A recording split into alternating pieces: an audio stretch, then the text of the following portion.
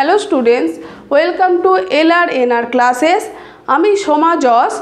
আজকে আমি তোমাদের যে বইটা পড়াবো সেই বইটা হচ্ছে বাংলা ক্লাস 5-এর বাংলা পাতাবাহার বইয়েরই একটা গল্প, যার নাম তাল নবমী। এই তাল নবমী গল্পটি লিখেছেন লেখক বিভূতিভূষণ বন্দ্যোপাধ্যায়। এই লেখক বিভূতিভূষণ বন্দ্যোপাধ্যায় আমাদের সাথে বহু পরিচিত, মানে ওনার বিভিন্ন রকম কবিতা, বিভিন্ন রকম গল্প যেগুলো সিনেমার আকারে আমাদের সামনে এসেছে, সেই জন্য উনি আমাদের কাছে বিশেষভাবে পরিচিত। তো এই গল্পটা শুরু করার আগে আমরা লেখক বিভূতিভূষণ বন্দ্যোপাধ্যায়ের সম্বন্ধে কিছুটা জেনে নেব। লেখক বিভূতিভূষণ বন্দ্যোপাধ্যায় জন্মগ্রহণ করেছিলেন 1894 সালে এবং তিনি মারা যান 1950 সালে। এই লেখকের জন্মস্থান হচ্ছে 24 পরগনা জেলার ব্যারাকপুরের বনগ্রাম নামক একটি গ্রামে। এই বনগ্রাম আমাদের কাছে এখন বনগাঁ হিসাবে পরিচিত। তো সেই জায়গাতে লেখকের জন্ম হয়েছিল। লেখকের বাবার নাম হচ্ছে মহানন্দ বন্দ্যোপাধ্যায়। লেখক 1914 সালে ম্যাট্রিক পাস করেন। এরপর IA এবং BA পাস করেন 1916 সালে এবং 1918 সালে। প্রথমে তিনি হুগলির জাঙ্গিপাড়া নামক একটি জায়গায় এবং পরে 24 পরগনার সোনারপুরের হরিনাভির একটি স্কুলে শিক্ষকতা করেন। অর্থাৎ প্রথমে শিক্ষকতা কোথায় করছিলেন, মানে প্রথম জীবনে তিনি যখন স্কুলে চাকরি পান তখন হুগলির জাঙ্গিপাড়া নামক একটি জায়গার সেখানকার স্কুলে শিক্ষকতা করতেন এবং পরে 24 পরগনার সোনারপুরের হরিনাভি বলে একটি জায়গা আছে, সেই হরিনাভি স্কুলে তিনি শিক্ষকতা করেছিলেন। তার উল্লেখযোগ্য লেখাগুলি হলো পথের পাঁচালী, আরণ্যক, অপরাজিত, চাঁদের পাহাড় ইত্যাদি। এই চাঁদের পাহাড়ই আমাদের কাছে সিনেমার আকারে আমাদের সামনে এসেছে। মৃত্যুর পর 1951 সালে ইছামতি উপন্যাসের জন্য তিনি রবীন্দ্র পুরস্কার পেয়েছিলেন। তার মৃত্যু হয়েছিল কবে? 1950 সালে। এই মৃত্যুর 1 বছর পর অর্থাৎ 1951 সালে তিনি রবীন্দ্র পুরস্কার লাভ করেন। কার জন্য? ইছামতি নামক একটি উপন্যাসের জন্য তিনি এই রবীন্দ্র পুরস্কার পেয়েছিলেন। তাকে তার লেখার মধ্যে প্রকৃতিটা অনেকটা বেশি ফুটে উঠেছে। প্রকৃতির বিভিন্ন রকম বিষয়বস্তু, প্রাকৃতিক যে জিনিসগুলো সেগুলো তার লেখার মধ্যে বেশিভাবে ফুটে উঠেছে। তাই তখনকার যে সাহিত্য সমালোচকরা ছিলেন সেই সাহিত্য সমালোচকরা তাকে প্রকৃতির কবি বলে চিহ্নিত করেছিলেন। কেন বলেছিলেন? কেননা তার লেখার মধ্যে প্রকৃতিটা বেশিভাবে প্রস্ফুটিত হয়েছিল। তাই সাহিত্য সমালোচকরা তাকে কি বলে ডাকতেন? প্রকৃতির কবি বলেছিলেন। উক্ত গল্পটি অর্থাৎ এই তাল নবমী গল্পটি তাল নবমী নামক বই থেকেই নেওয়া হয়েছে। তো এতক্ষণ আমি তোমাদের বিভূতিভূষণ বন্দ্যোপাধ্যায়ের সম্বন্ধে কিছু কথা বলে দিলাম। এগুলো তোমাদের জেনে রাখাটা ভালো, ভবিষ্যতে কাজে লাগবে। এরপর আমি এই তাল নবমী গল্পটা নিয়ে তোমাদের সামনে আলোচনা করব। তো তাল নবমী গল্পটার মধ্যে কিছু চরিত্র আছে। সেই চরিত্রগুলো কি কি দেখো, আমি লিখে রেখেছি। চরিত্রগুলো হচ্ছে ক্ষুদিরাম ভট্টাচার্য, নেপাল, গোপাল, জটি পিসিমা, চুনি, শানু, পাঁচু, কুড়োরাম ইত্যাদি। এছাড়া ছোট ছোট কয়েকটি চরিত্র রয়েছে। তো এই ক্ষুদিরাম ভট্টাচার্য হচ্ছে একজন ব্রাহ্মণ মানুষ, যিনি কিছু গৃহস্থ বাড়িতে পূজা অর্চনা করেন এবং সামান্য কিছু জমি জমা আর এই পুজোর কিছু যজমানের বাড়ি থেকে সামান্য কিছু চালই হচ্ছে তার রোজগারের প্রধান মাধ্যম। এরপর কি আছে? নেপাল আর গোপাল। এই নেপাল গোপাল হচ্ছে ক্ষুদিরাম ভট্টাচার্যের 2 ছেলে। নেপালের বয়স 12 বছর এবং গোপালের বয়স 10 বছর। এরপরে চরিত্রটি দেখো কে? জটি পিসিমা। জটি পিসিমা হচ্ছে এই গল্পের একরকম বলতে গেলে প্রধান চরিত্র। কেননা এই জটি পিসিমার বাড়ির তাল নবমীকে কেন্দ্র করে, তাল নবমী ব্রতকে কেন্দ্র করে এই গল্পটা পুরোটা তৈরি হয়েছে। তো এই জটি পিসিমা হচ্ছে গ্রামের ধনী ব্যক্তি নটবর মুখুজ্জের স্ত্রী।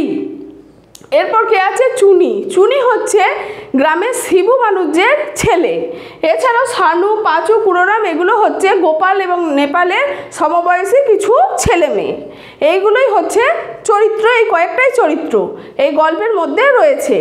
এরপর গল্পটা আমি কিছু কিছু উক্তি দিয়ে দিয়েছি, মানে কিছু কিছু সূত্র হিসেবে দিয়ে দিয়েছি, পুরো গল্পটা তো তোমাদের বলা সম্ভব নয়, তো এইগুলো দিয়েই আমি তোমাদের গল্পটা কিছুটা হলেও বিষয় সংক্ষেপে বলে দেবো। তো দেখো, প্রথমে আছে ঝমঝম বর্ষা। এই ঝমঝম বর্ষাটা গল্পের শুরুর মধ্যেই পাবে। বর্ষা কখন হয়?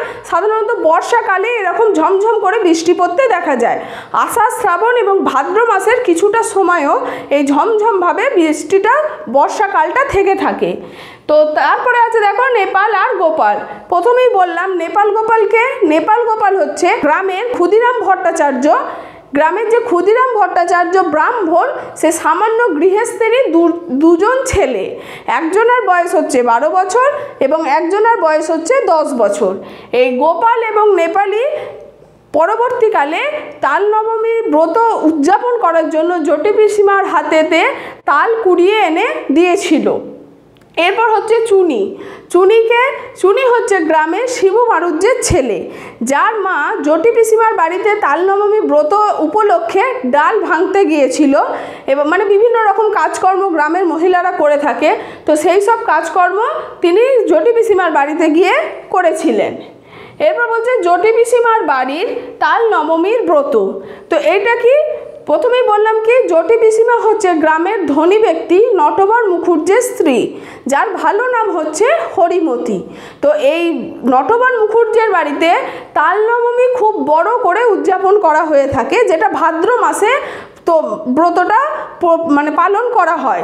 তো সেই ভাদ্র মাসে তাল নবমী ব্রতর জন্য এই জটি পিসিমার বাড়িতে বিশাল বড় আয়োজন হয়েছিল এবং গ্রামের বেশিরভাগ লোকেরই তার বাড়িতে নেমন্তন্ন ছিল খেতে যাওয়ার জন্য।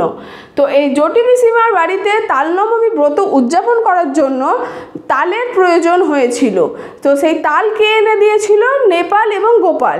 নেপাল যখন জটি পিসিমাকে তালের কথা বলেছিল, তখন সে বলেছিল পয়সা দিয়ে সে তাল বিক্রি করবে, কিন্তু পয়সা দিয়ে তাল নিলে যদি তাদের নেমন্তন্ন না করে, অর্থাৎ খেতে যাওয়ার কথা না বলা হয়, সেই ভেবে নেপালেরই ছোট ভাই গোপাল সে খুব ভোর রাতে জল কাদা ঘেঁটে সাপের উপদ্রবকে মানে ত্যাগ করে সে কী করেছিল?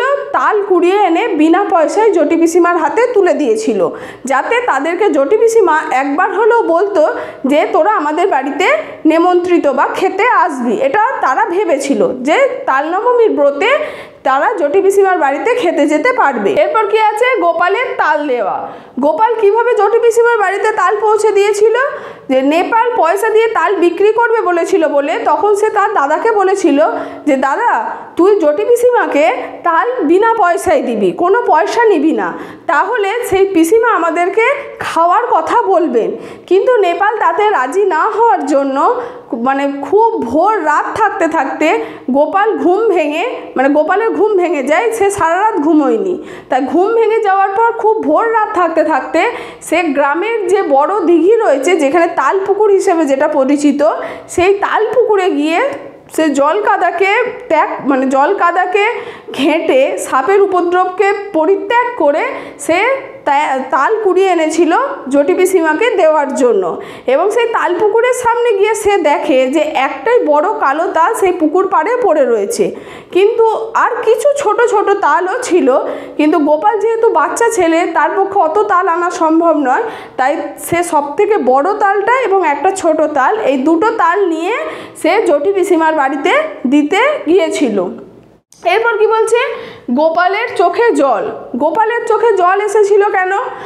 এই তাল দিয়ে আসার পরে মঙ্গলবারে, মানে গল্পের মধ্যে উল্লেখিত মঙ্গলবারে তাল নবমী ব্রত উপলক্ষ, মানে তাল নবমীর ব্রতটা পালন করার দিন ছিল। তো সেই মঙ্গলবার যথারীতি এসে গেছে, কিন্তু জটি পিসিমা একবারের জন্য নেপাল এবং গোপালকে নেমন্তন্ন করেনি বা বলেনি যে বাবা তোরা আমাদের বাড়িতে খেতে আসবি।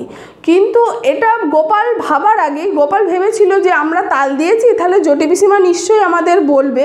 কিন্তু মঙ্গলবার দিন এসে পৌঁছেছে, সকাল থেকে সে দরজার সামনে বসে আছে এবং একে একে দেখছে তার সমবয়সী তার বন্ধুগুলো এবং তাদের বাবারা বা কাকারা তাদের সাথে নিয়ে জটি পিসিমার বাড়িতে খেতে যাচ্ছে।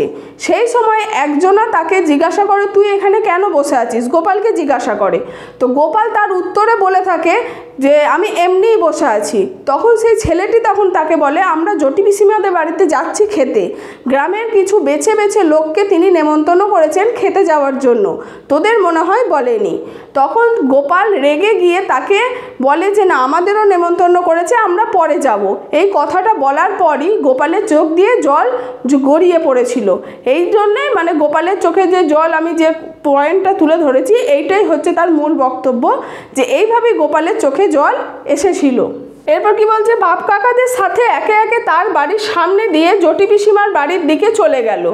এইটা হচ্ছে গল্পের একদম শেষ লাইন। জটি পিসিমার বাড়িতে চলে গেল কারা? নেপাল এবং গোপালের সমবয়সী কিছু ছোট ছোট বাচ্চা তাদের বাবার এবং কাকাদের সাথে নিয়ে বা ঠাকুরদাদের সাথে নিয়ে জটি পিসিমার বাড়িতে যাচ্ছিল তাল নবমীর ব্রত নেমন্তন্ন খেতে।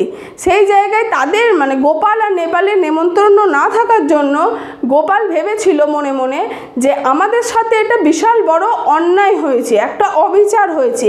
সবাইকে যখন জটি পিসিমা বলেছে খাওয়ার জন্য, আমাদের দু ভাইকেও বলতে পারত যে আমরা যাতে দুজনে পেট পুড়ে খেতে পারি। এইটা গোপাল পরে গল্পের একদম শেষে গিয়ে যখন সে বাস্তবের সাথে মুখোমুখি হলো, বাস্তব সমস্যাটা, বাস্তব সমাজের সাথে সে মুখোমুখি হলো, তখন এই লাইনটার পর সে এই কথাটা বলেছিল যে তাদের সাথে অনেকটা বড় অবিচার করা হলো।